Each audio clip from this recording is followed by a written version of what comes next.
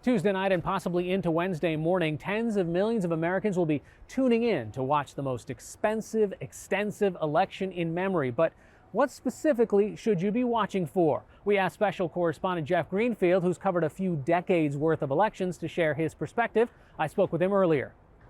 All right, Jeff, let's start at the top. The presidency, what's on everybody's mind? Well, let's look at where we were 4 years ago when Trump's very narrow victories in Pennsylvania, Wisconsin, and Michigan, under 1% in each, gave him his electoral college majority. For a while, those were the three states that people were looking at most closely. But as it turns out, there are any number of states, at least 7 all over the country, where Biden is either narrowly ahead or tied effectively. And these are some states that Trump won very handily, any one of which could be really devastating to Trump's hopes for victory.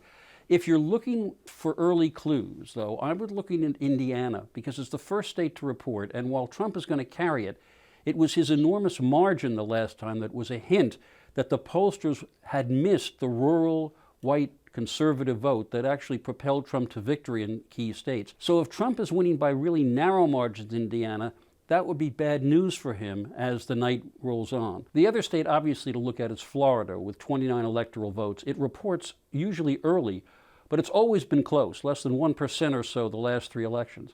So if there's a decisive win in Florida, that's going to set the tone for the rest of the night.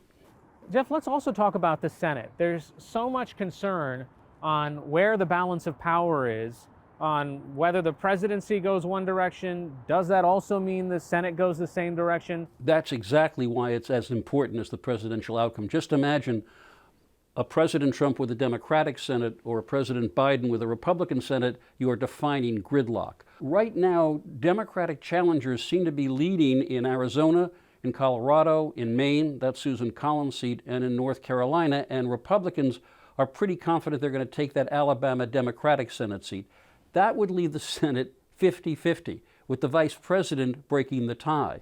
So in that scenario, whoever wins the White House wins the Senate, except that there are 7 Republican incumbents in 6 states who are being challenged very hard by their Democratic opponents, most of whom, unusually, have vastly outraised their Republican incumbent rivals. The one state I'd look at was Georgia. 2 seats are up. 1 and maybe both could go to a runoff if there's no 50% winner. And that means we might be waiting until January to find out who actually controls the Senate. Is there any suspense in the House races? Right now, the Democrats are looking to hold the House. The Republicans, depending on who you speak to, say that they've got a chance to take some seats back. Yeah, I think that chance has pretty much evaporated. Remember, in 2018 in the midterms, Democrats won the House by picking up suburban districts, literally from one end of the country to the other, in New Jersey, in Kansas, in Texas, in California. And right now, what appears to be happening is a replay. That is, suburban voters are moving heavily against Trump, and that has given Democrats the chance, they think, to pick up some seats, again, in Texas and even in a state like Indiana in a couple of suburban districts. Republicans have a shot at some rural districts held by Democrats, but I think nobody is putting as much as a plug nickel on the idea that the Republicans can take back the House. Jeff, the national press and everyone has a tendency to focus on the presidential race, but elections are about a lot more than that. What happens to state legislatures? I think the state legislature races has been the most undercovered important political story of the last decade. In 2010, Republicans were in total political control in virtually every big state except New York and California. So what, you ask? That's where decisions are made about whether abortion rights are eased or limited. That's where labor union power is strengthened or weakened. That's where Medicaid expansion does or doesn't happen. And also because 2010 was a census year, that victory gave Republicans in state after state the power to redraw the lines for the legislature and the House of Representatives. One estimate says that there are 17 extra seats in the House of Representatives because of that Republican dominance at the state level.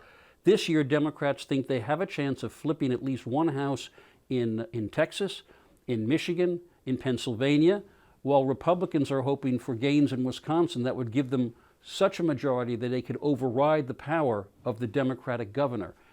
And while I know this sounds kind of, well, who cares compared to the president, remember one other thing. Every key vote that the Supreme Court has to make about issues like abortion, like affirmative action, like labor power, like voting rights, stems from what state legislatures do or don't do. Finally, Jeff, a bonus round. What happens if there's a popular vote that goes one way and an electoral college vote that goes the other? Again.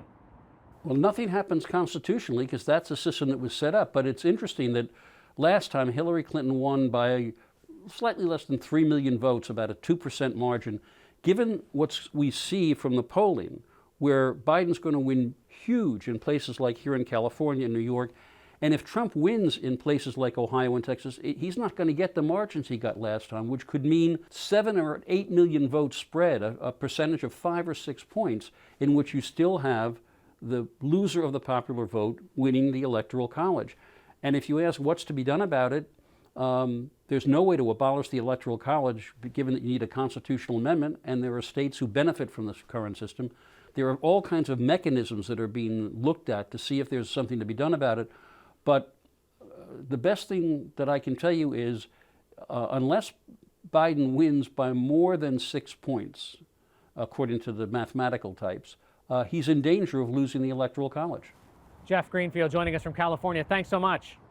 Pleasure to be here.